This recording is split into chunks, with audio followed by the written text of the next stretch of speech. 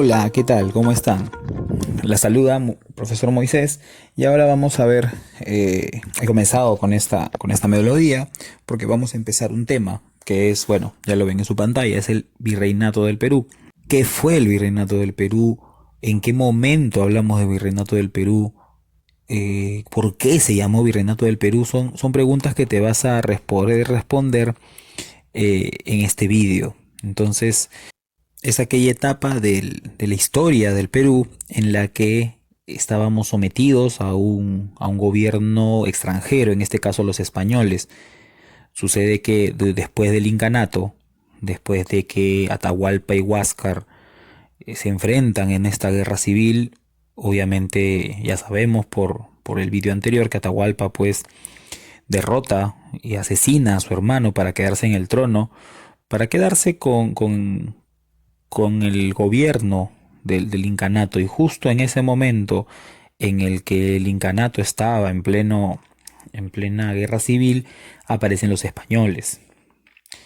Entonces habría que comenzar hablando acerca de esa resistencia indígena, de esa resistencia por parte no solo de Atahualpa, sino también de sus principales aliados, no solo de Atahualpa ni de sus aliados que vamos a ver ahora, sino también de los incas que vienen después, de los llamados incas, ¿de acuerdo? Entonces, ahora, ¿qué pasó entre Atahualpa y Pizarro?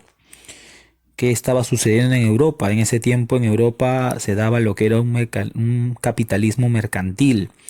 Ya estaba acabando la Edad Media y justo el capitalismo estaba naciendo, así que la idea, el objetivo de las potencias en ese momento era la acumulación de metales preciosos, de oro y plata. De esa forma es que Colón, Pizarro y los conquistadores, los llamados conquistadores, van hacia distintos puntos. Ellos quisieron llegar obviamente a las Indias, pero llegaron a América. Y ahí es pues que saquearon y se llevaron gran parte del oro y la plata que había en esta parte del mundo. Otra pregunta válida sería ¿cuánta resistencia tuvieron los españoles al invadir el Tahuantinsuyo? Sucede que los españoles llegaron y la idea que tenían los indígenas del dios Viracocha era que él volvería del mar, era que el dios Viracocha era blanco, era que el dios Viracocha tenía barba blanca. Entonces coincidió la llegada de los españoles con la idea que tenían los indios acerca del dios Viracocha. Así que tuvieron resistencia, por supuesto que tuvieron resistencia por parte de Atahualpa y sus hombres, pero también tuvieron aliados como los chancas, como los huancas, como los cañaris, como los tayanes.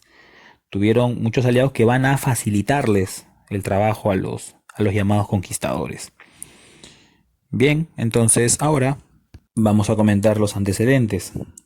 Primero hay que hablar de la captura del Inca. El Inca estaba en Cajamarca, descansando, sin armas, con todos sus hombres, y Pizarro fue con su gente a capturarlo, que en realidad no era la idea inicial de Pizarro ni de ninguno de los de su bando, porque ellos no sabían a qué estaban yendo, ellos estaban muriéndose de miedo, y hay crónicas, hay cartas de eso, de los soldados de Pizarro despidiéndose de sus familias. El Inca se confió, el Inca pensó y dijo, bueno, 180 hombres contra todo el imperio del Tahuantinsuyo, es imposible que puedan contra nosotros, pero no contó con que los españoles estaban aplicando la técnica del divide y vencerás. Ya estaba bastante dividido el imperio del Tahuantinsuyo. Los españoles que eran estrategas, lógicamente, se valieron de los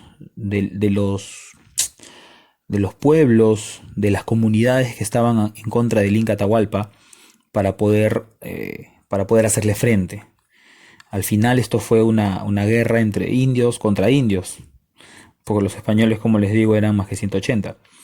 Ahora, luego de que capturan a Atahualpa viene esta historia en la que dice que Atahualpa levantó la mano en el cuarto del rescate y le dijo que hasta donde llegue su mano le iba a dar un cuarto lleno de oro y dos de plata. Y si tú vas a Cajamarca y entras al cuarto de rescate vas a ver esa marca del Inca Atahualpa supuestamente, pero no hay prueba de que haya sido exactamente del Inca, pudo haber sido también del español. Pero eso, bueno, es algo que la ciencia todavía no lo ha comprobado.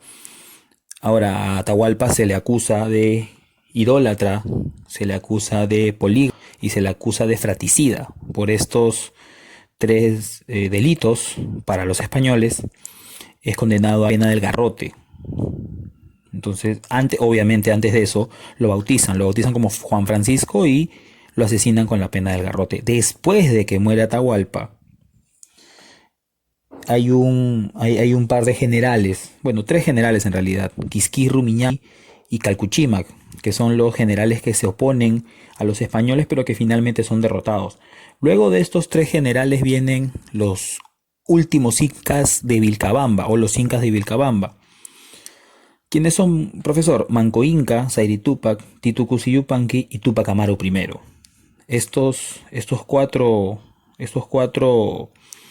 incas, ¿de acuerdo? Estos cuatro descendientes de los incas, para ser más precisos, comienzan con Manco Inca. Manco Inca, en primera instancia, negocia con los españoles, llega a un acuerdo con los españoles, pero posteriormente él va a rebelarse contra ellos.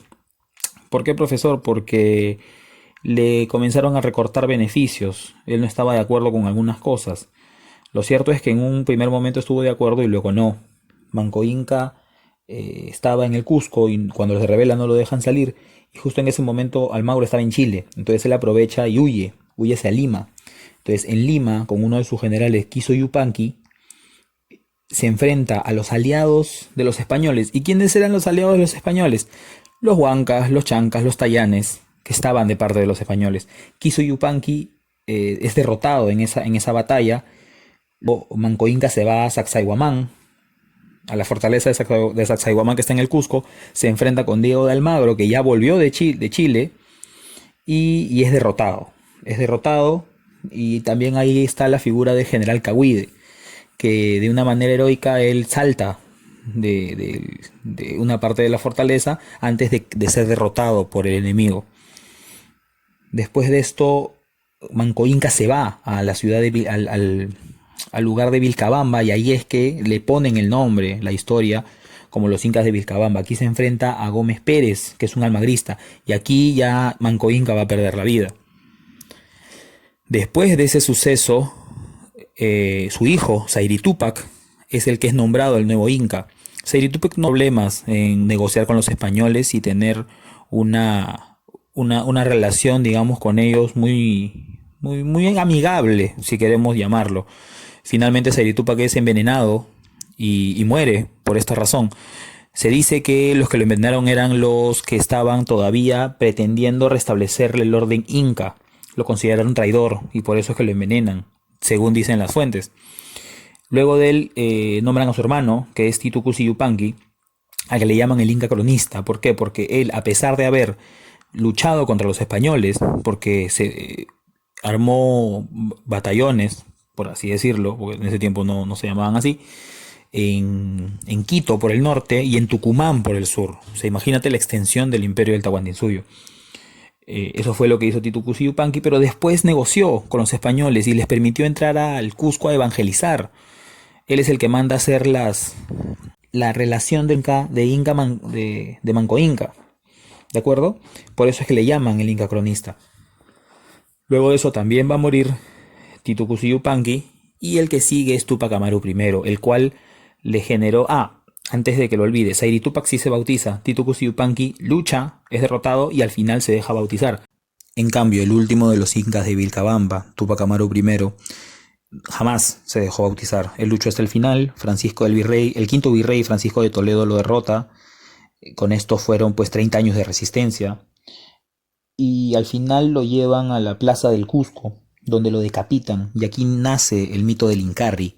¿Cuál es el mito del Incarri, profesor? El mito del Incarri tiene que ver con que el Inca, bueno, al que lo consideraban Inca, Tupac Amaru I, le cortan la cabeza, lo decapitan, esa cabeza cae al suelo, lógicamente, y el mito dice que en algún momento esa cabeza que estaba en alguna parte del Cusco se va a volver a conectar, se va a volver a armar, por así decirlo, con el cuerpo, y ese Inca va a resucitar para poder volver al ordenamiento del Tahuantinsuyo que se tenía antes de la venida de los españoles.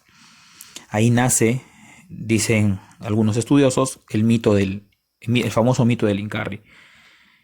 En el siguiente vídeo te voy a seguir explicando todo esto hasta las nuevas leyes, las cuales dan inicio al virreinato y algo de su organización. Aquí está el link, así que dale clic y puedes trasladarte al siguiente vídeo.